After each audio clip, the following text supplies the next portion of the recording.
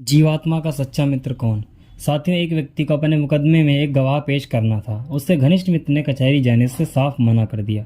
दूसरे मित्र ने कोर्ट तक जाने को कहा, लेकिन मुकदमे की आवाज़ पड़ने पर अंदर जाने से साफ मना कर दिया। साथियों, तीसरे मित्र ने न केवल साथ जाने के लिए हाँ कर दी, बल्कि गवाही देने के लिए भी तैयार हो गया। साथियों, यह व्यक्ति कौन है। साथियों, यह व्यक्ति है जीवात्मा। इसका पहला घनिष्ठ मित्र है शरीर, दूसरा मित्र है सगे संबंधी और रिश्तेदार, और साथियों तीसरा मित्र है कर्म और कोर्ट कचहरी है साथियों मृत्यु का आह्वान।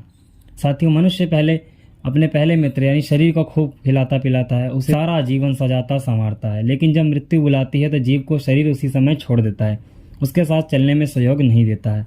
साथियों, दूसरा मित्र है सगे संबंधी और रिश्तेदार। साथियों, इनको भी मनुष्य खिलाता पिलाता है और इनसे खाता भी है और बराबरी का रिश्ता रखता है।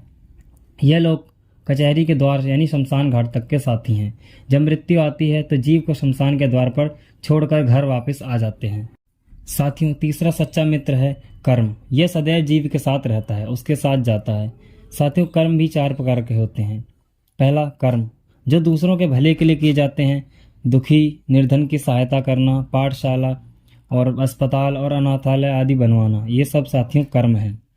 साथियों, खाना पीना, नहाना धोना, सोना और ईश्वर की भक्ति करना, साथियों ये सब अकर्म है, क्योंकि ये सिर्फ कर्म हम अपने लिए करते हैं। और साथियों, दूसरों को हानि पहुंचाने वाले कार्य, जिनसे दूसरों को दुख मिले और दूसरों को हानि पहुंचे, साथियों ये सारे विकर्म कहलाते हैं।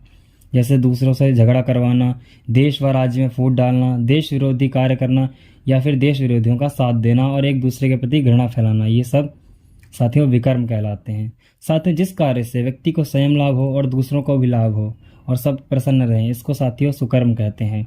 यही सर्वश्रेष्ठ है। आइए सच्चे मित्र को पहचाने व उसके अनुसार ही साथियों कार्य करें।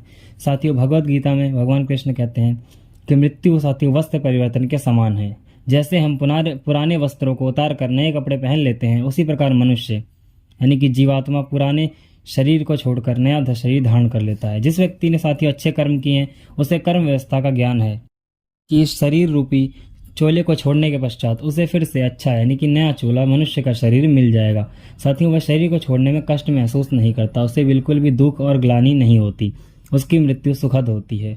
इसके विपरीत जिसने उम्र भर पाप किए हैं, हिंसात्मक क्रियाओं के द्वारा अन्य प्राणियों को कष्ट दिया है, भ्रष्टाचार, झूठ बोला, लूटपाट या फिर किसी भी गलत कार्य में संलग्न रहा है, साथियों उसके शुभ कर्म खाते में बैंक बैलेंस उसका शून्य है। जो समझता है कि साथियों उसे मनुष्य का चोला दोबारा नहीं मिलने वाला है, वह किसी अन्य योनि में अवश्य जाएगा, तो ऐसा व्यक्ति साथियों अपने चोले से चिपका रहना चाहता है। जितने दिन फटे चोले से काम चलता है चलाना चाहता है। ऐसे व्यक्ति की साथियों मृत्यु बहुत ही दुखद होती है और मृत्यु के समय उसे दुख, पछतावा और बहुत ही ग्लानि होती है। साथियों, आदमी भले ही दुनियादारी में फंसकर प्रमाद की नींद में सोता रहे, लेकिन मृत्यु नहीं सोती, कभी नहीं सोती। साथियों, मृत्यु किसी की प्रतीक्षा नहीं करती, वह तो समय आने पर अपने मनुष्य को उठा ही ले जाएगी। इसलिए मनुष्य को चाहिए कि साथियों शुभ कर्म करते हुए हर काम समय पर निपटाता चला जाए और जीवन में आश्रम व्यवस्था का पालन करे और बिना घबराए नए चोले का स्वागत करे।